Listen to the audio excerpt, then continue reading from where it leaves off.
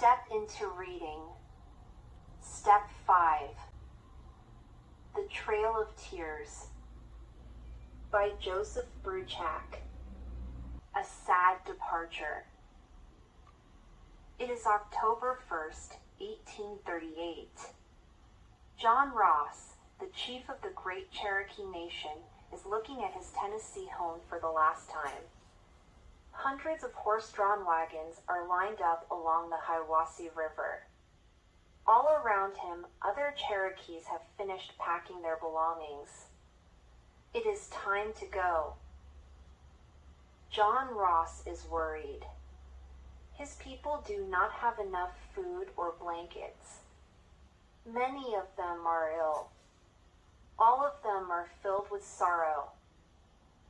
John Ross thinks of all they are leaving behind. He remembers the schools and houses and farms the Cherokees built. He and his people do not want to leave their homes. But they have no choice. The 17,000 people of the Cherokee Nation must go west. John Ross climbs on a wagon. The people gather around him as he says a short prayer in Cherokee. "We ask for God's guidance on our journey," he says. "Amen," say the people in reply. A bugle is sounded. The drivers urge their teams forward.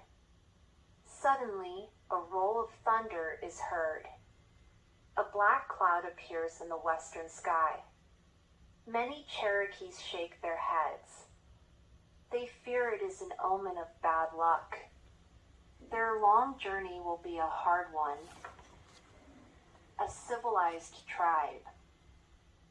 Who are the Cherokees and why must they go west? The Cherokees were living in America long before the first white colonists arrived. Their oldest stories tell how Earth was shaped by the flight of the great buzzard. He flew low over the new land to dry it with his wings, pushing down the valleys and lifting up the hills and peaks of the Great Smoky Mountains. Then two people emerged from the earth. They were Kanadi and Selu, the first man and woman. All Cherokees are their children. This story shows how connected the Cherokees feel to their land. It is a part of them. What we know as Georgia, Alabama, Tennessee, Kentucky, South Carolina, and North Carolina were all once Cherokee land. Each Cherokee town had its own leaders, chosen by the people. They proudly called themselves Ani, principal people. When white settlers first came from Europe, the Cherokees tried to live in peace with them. For over 100 years, Cherokees traded with English colonists. Some Cherokee leaders even went to England to visit the king. Then the American Revolution was fought between the British and the American colonists. When the war was over, American settlers wanted the land owned by Cherokees. There was more fighting, this time against the Cherokees. 1,000 Cherokee towns were destroyed. The Cherokees gave up some of their land. In return, the United States promised to always protect the Cherokees. The Cherokee Nation wanted to live in peace with the United States. It moved its capital south to New Echota, Georgia. The Cherokees began to adopt more white ways. Many Cherokees became wealthy. They had plantation houses, sawmills, and large herds of cattle. Some Cherokee men went to schools in New England. The Cherokees even invented a written language all their own. In 1821, a man named Sequoyah shared this great invention with his people. For many years, he had sought a way to write down the Cherokee language. Finally, he succeeded in creating a Cherokee alphabet. Each symbol stood for a sound in Cherokee. His little daughter, Ahioka, helped him. She was the first person Sequoyah taught. At first, other Cherokees did not believe that Sequoyah could really write their language. Only the white people could make talking leaves, as the Cherokees called writing on paper. But whatever message Sequoyah wrote down, Ahioka could read. No other person in human history had ever created a new alphabet all alone. If you spoke Cherokee, you could now easily learn to write it. Soon almost every Cherokee person could read and write. In 1827, the Cherokee Nation founded its own newspaper, printed in both English and Cherokee. It was called Tselagiai Suluhaisanahai. Those words mean Cherokee will rise again. In English, it is the Cherokee Phoenix, named for the mythical bird that rises from its own ashes. It was clear that the Cherokees had made the most of peace. But that peace would not last. Going west.